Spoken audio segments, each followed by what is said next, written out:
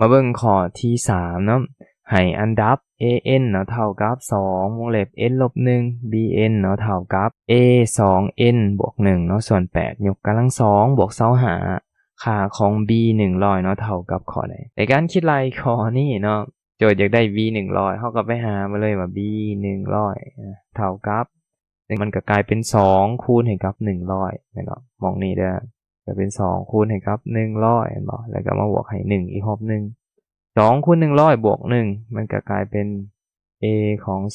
2แต่ว่า a ของ201ตัวนี้เนาะเฮาบ่ฮู้แม่นบ่ก็ต้องไปหามาจากตัวนี้อีกรอบนึง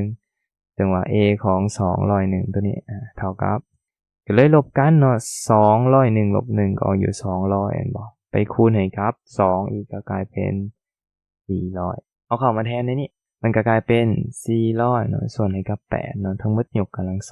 2400หาร8เนาะ8 5ก็40มันจะออกอยู่50เนาะทั้งหมดยกกำลัง2โอเคแต่ตัวนี้เนาะโจทย์ลืมเขียนตัวนี้เด้อตัวนี้ลืมเขียน25เนาะก็เขียนบวก25ไปเด้อดังนั้นเฮาก็ไปไล่เนาะ50ยกกำลัง2ก็ออกอยู่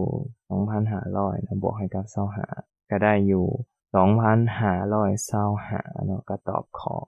กไปเนาะโอเคเนาะสำหรับข้อนี้เนาะบอม